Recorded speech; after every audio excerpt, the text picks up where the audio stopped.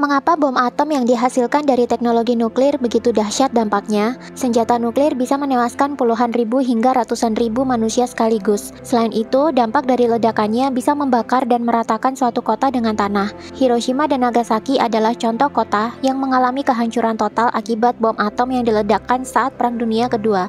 Bagaimana cara kerja bom atom ini sehingga ia begitu powerful? Bom atom ini ditemukan oleh seorang ilmuwan Yahudi yang bernama J. Robert Oppenheimer saat Perang Dunia Kedua berlangsung.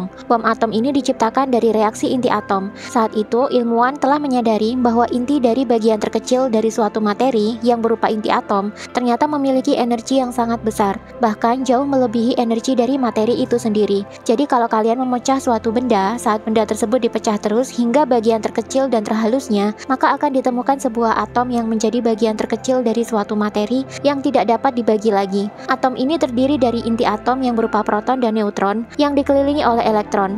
Namun jika kita zoom in lagi ke dalam inti atom tersebut, di antara proton dan neutron mereka ini tidak menempel satu sama lain, namun ada kekosongan di dalamnya, dan kekosongan inilah yang mengeluarkan daya dan energi untuk bisa mengikat proton dan neutron menjadi satu. Jika suatu reaksi diciptakan di bagian inti atom ini, diketahuilah bahwa kekosongan ini akan menciptakan energi yang begitu besar, bahkan berdaya ledak hebat sehingga bom atom akhirnya dikategorikan sebagai senjata pemusnah massal dengan dampak yang paling dahsyat. Prinsip yang sama juga ada di dalam diri manusia. Jika manusia di zoom in hingga ke sel-selnya yang paling kecil, maka jika kita lihat inti sel atau nukleus, jika kita terus zoom in di situ, bagian-bagian dalam nukleus tidaklah melekat satu sama lain, namun di dalamnya ada kekosongan yang mengisi. Namun kekosongan ini bukanlah tanpa makna, justru energi paling besar tersimpan di sini. Kosong adalah isi, isi adalah kosong. Dalam kekosongan inilah tersimpan energi dan daya dari Sang Maha Pencipta yang kalau dalam bahasa modern disebut sebagai kesadaran atau awareness, dan dalam filosofi agama dibahasakan sebagai Nur Muhammad, Atman, Roh Kudus, kesadaran murni, diri sejati, higher self, percikan cahaya Tuhan, nurani, dan masih banyak lagi. Dan kekosongan inilah yang menyebabkan manusia memiliki daya-daya di luar kemampuan yang selama ini disadari.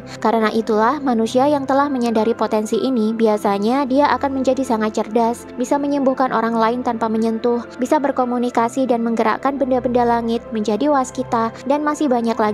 Namun untuk menyadari potensi ini memang diperlukan proses panjang dan waktu yang berbeda-beda di setiap orang. Nah, di kelas online aku besok, aku akan share lebih lanjut bagaimana proses menyadari kesadaran ini dan bagaimana menghindarkan diri kita dari jebakan kesaktian yang dapat mengalihkan diri kita menuju kesadaran. Cek deskripsi video untuk informasi selengkapnya.